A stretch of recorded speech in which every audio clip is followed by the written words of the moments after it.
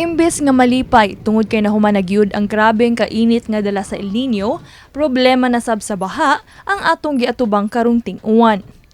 Saysay sa chairman sa Committee on Disaster nga si City Councilor Joel Garganera, nagpabilin nga dakong hagit ang problema sa basura nga mooy nakaingon sa pagbaha sa syudad.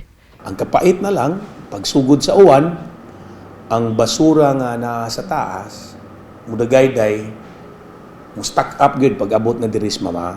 Tungod sa nasuta nga kakuwang sa disiplina, planong patasan ni Garganera ang multa sa mga masakpan nga magpataka og labay sa basura. Ang problema is basura, ang problema is disiplina. We're looking at between 3 to 5,000.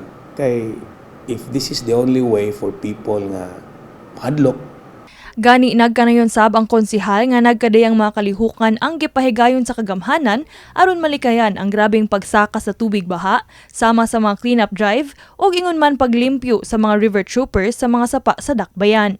Dugang paniya nga hingpit sab ang pagpangandam karon sa mga barangay responders sa mga barangay nga anaa nahiluna duol sa mga sapa ug anaa sa mga landslide prone areas.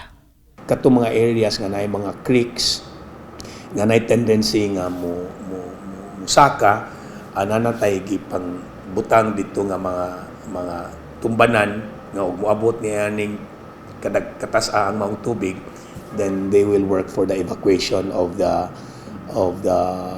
area. And likewise also in the mountain barangays sa mga areas pud nato nga mga landslide area, prone area, ato na sad na siyang gi-monitor pod sa atong mga barangay-based responders po.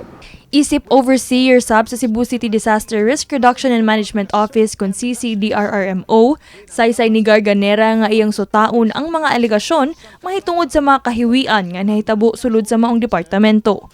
Kahiwian ato nang pag-imbestigaron, and then dili ta mo husga, no, because I know these people. They've been with me during the dark days of the pandemic, and I know they're very hardworking. I can rely to them, but then again, if there are allegations, they have to face it, no? Ilagi ng atubangon. Kini si Queenie Joligon alang sa MyTV, Cebu.